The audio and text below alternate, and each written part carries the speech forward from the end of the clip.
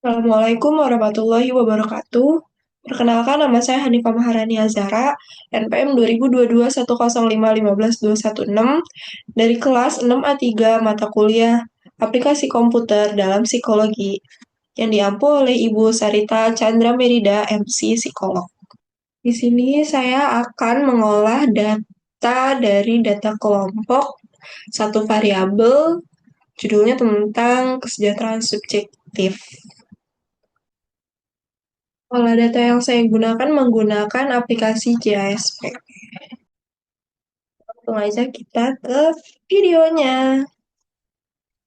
Langkah yang pertama yang harus kita lakukan adalah kita harus punya dulu tabel tabulasinya teman-teman yang udah kita pindahin ke Excel. Seperti sebentar.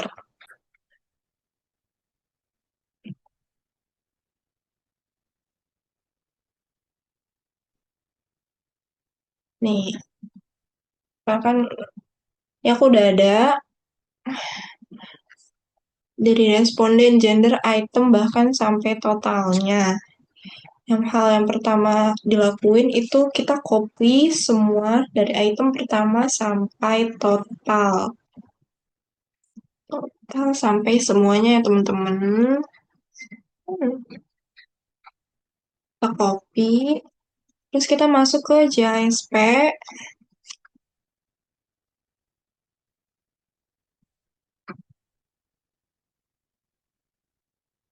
New data.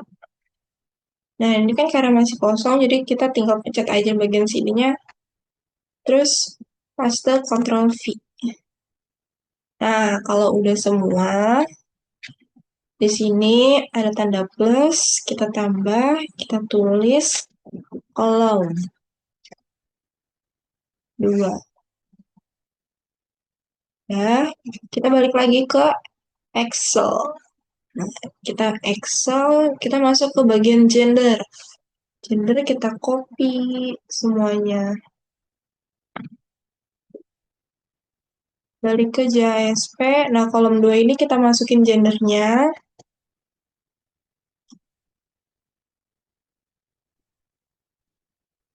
Udah muncul gendernya, habis itu kita langsung uji validitas. Kita uji validitas dulu. Nah, tadi kan udah pencet analyze semua, terus habis itu kita ke correlation.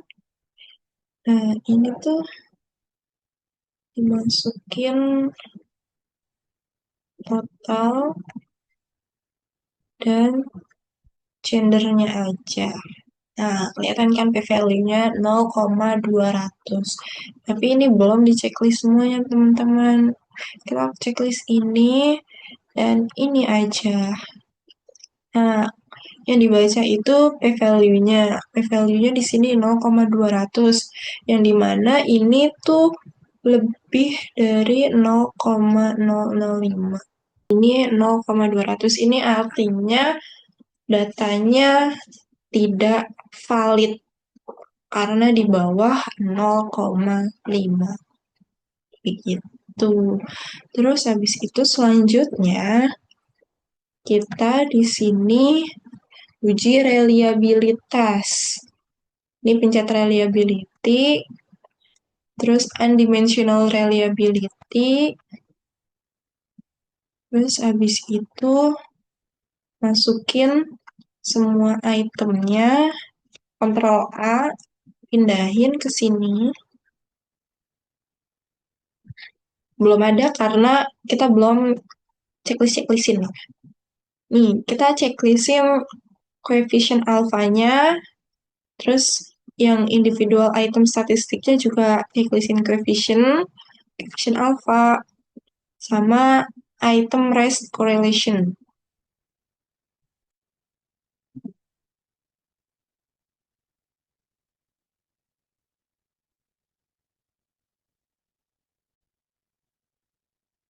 Nah, karena datanya keluar hasilnya Nah, dapat dilihat koefisien alfanya di sini 0,742 dengan standar errornya 0,034. Artinya, artinya adalah artinya adalah bahwa ini termasuk ke dalam kategori yang cukup. Artinya, item-item ini memiliki konsistensi internal yang cukup baik ya. Nah, kenapa kita bisa tahu itu 0,7 itu kategorinya cukup? Karena menurut Profesor Sugiono, di sini beliau mengatakan bahwa Profesor Sugiono mengatakan bahwa menurutnya, kekuatan hubungan berdasarkan nilai korelasi dapat dijelaskan sebagai berikut. Nah, ini kan ada interval coefficient sama keeratan korelasinya. Nah, kalau misalkan 0,00 sampai 0,2 itu artinya sangat lemah, 0,21 sampai 0,4 itu lemah, 0,41 sampai 0,7 itu artinya sedang, 0,71 sampai 0,9 itu artinya kuat, dan 0,91 sampai 0,99 itu artinya sangat kuat. Satu, korelasi yang sempurna. Jadi, koefisien korelasi merupakan suatu nilai numerik yang menggambarkan tingkat kekuatan hubungan antara variabel dan gender. Nilai koefisien ini berkisar antara min 1 sampai plus 1. Artinya, apabila nilai ini mendekati plus 1 atau min 1, maka menunjukkan bahwa hubungan antara variabel tersebut cukup kuat. Namun, jika nilainya mendekati 0, maka relasi antar variabelnya tergolong lemah atau bahkan tidak memiliki hubungan yang signifikan.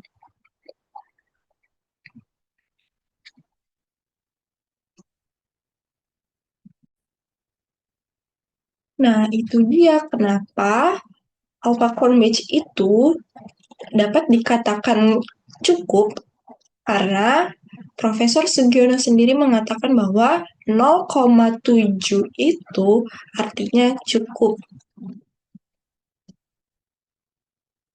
Kita menggunakan uji normalitas menggunakan JASP.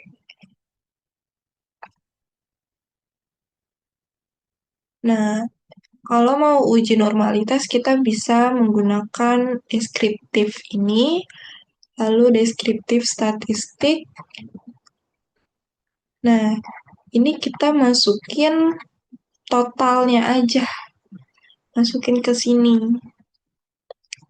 Nah, terus habis itu statistiknya kita pencet yang Shapiro-Wilk test ini. Nah, kelihatan kan ini p-value Shapiro-Wilk ini 0,602.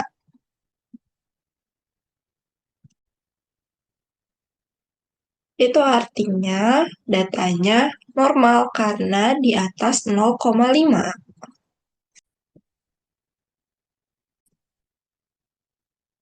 Selanjutnya kita akan menguji uji asumsi homogenitas, yaitu independent sample t-test.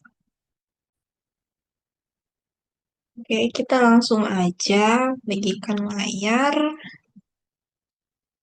Nah, use SP, terus abis itu pakai yang t-test. Di situ independent sample t-test ya teman-teman. Nah, ini kita nggak usah masukin itemnya, kita masukin aja total dan gendernya. Total kita masukin ke dependent variable, gender kita masukin ke grouping variable. Nah, karena data kita normal, kita makainya yang student. Additional statistiknya kita pencet location parameter, effect size, itu deskriptif, plots-nya kita pencet yang deskriptif plots, line cloud plots, sama asumsi checks-nya kita pakai normality dan equality. Oke-nya yang Divin. Divin ini nggak hanya untuk data yang normal, tapi bisa juga untuk data yang tidak normal.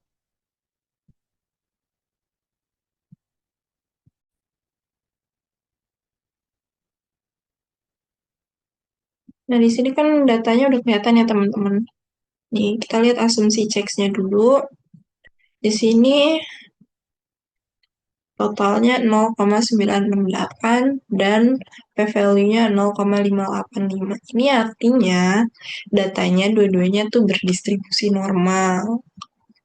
Sehingga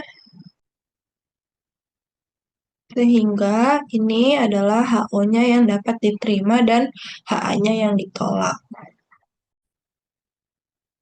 Selanjutnya kita baca di bagian, nah, tes equality living-nya ini ya teman-teman.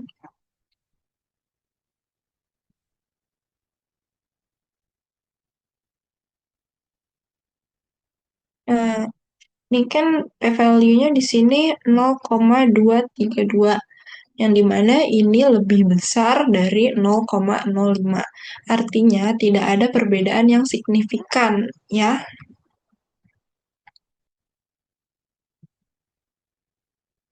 Terus, sehingga dapat disimpulkan bahwa data homogennya memenuhi asumsi homogenitas varian. Selanjutnya kita baca di deskriptifnya. Nah, ini ada grup 1 dan 2. 1 itu laki-laki, 2 itu perempuan, yang dimana min yang didapatkan oleh laki-laki itu 98.500, sedangkan standar deviasinya yang didapatkan adalah 15.890. Nah, kalau yang perempuan sendiri itu minnya itu 91.733 dan standar deviasinya itu 10.208. Sehingga dapat disimpulkan bahwa rata-rata nilai laki-laki itu lebih tinggi dibanding rata-rata nilai perempuan, baik standar deviasinya ataupun min-nya. Nah, selanjutnya kita bisa lihat di hasil t-testnya. Nah, ini T-nya ini, hasil T-nya ini 1321, DF-nya 23, P-nya 0,200, min difference-nya 6.867, SE difference-nya 5.200, kohens-nya 0,539, dan SE kohens D-nya 0,426. Karena nilai p-value-nya itu di atas 0,05, tadi kan 0,200. Nah, itu artinya tidak ada perbedaan secara signifikan yang statistik, baik dalam jenis kelamin laki-laki dan jenis kelamin perempuan untuk kesejahteraan subjektif masing-masing. Sehingga hipotesis yang dapat diterima itu adalah H0 dan HA ditolak. Nah, jadi kesimpulan untuk uji t-test ini adalah walaupun tidak ada perbedaan yang signifikan, tapi perbedaan yang cukup terlihat secara statistik dan secara praktis. Yang menandakan itu HO itu diterima dan HA-nya yang ditolak. Sekian pemaparan materi olah data yang saya sajikan. Apabila ada kesalahan, saya mohon maaf. Wassalamualaikum warahmatullahi wabarakatuh.